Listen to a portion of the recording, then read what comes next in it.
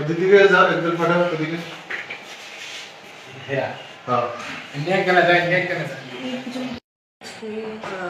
12টা 12:30 নাগাদ আমাদের কাছে একটা ইনফরমেশন থাকে যে নতুন বাজার মার্কেট এরিয়ার মধ্যে তিনজন বাংলাদেশি মানে তিনজন লোক যাদের হাতে পায়ে কাদা লাগানো ছিল এরকম তিনজন লোক সন্দেহমূলকভাবে তারা ঘোরাফেরা করছে। অ্যাকর্ডিংলি ইনফরমেশন পেয়ে আমাদের থানার স্টাফ এখানে যায়, থানার অফিসার স্টাফরা ওইখানে টিএসআর জওয়ানদেরকে নিয়ে ওইখানে যায়। তারপর রেড করার পর সেই তিনজন লোককে আমরা পেয়ে নিয়ে আসি। পরবর্তীকালে ইন্টারোগেশন করার পর আর তাদের বডি সার্চ করার পর আমরা তাদের যে ব্যাগ ছিল ব্যাগ থেকে বাংলাদেশি কারেন্সি আর কিছু ইন্ডিয়ান কারেন্সি পাই।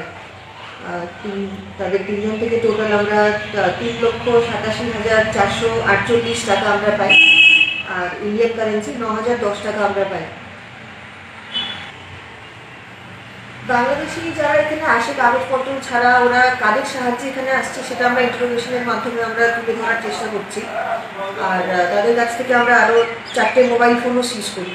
তো আমরা চেষ্টা করবো যে মোবাইল ফোনগুলোকে ইনভেস্টিগেশনের মাধ্যমে বের করার যে তারা কাদের সাহায্যে বর্ডার ক্রস করে উইদাউট প্রপার ডকুমেন্টস।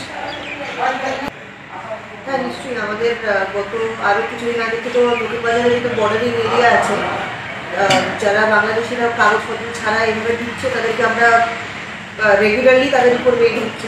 আর আগামী দিনেও যাতে বর্ডার এরকম ইনফিলট্রেশন যাতে না হয় তার জন্য যেটা লোকাল পুলিশ যারা আছে তাদের এফোর্টস থাকবে।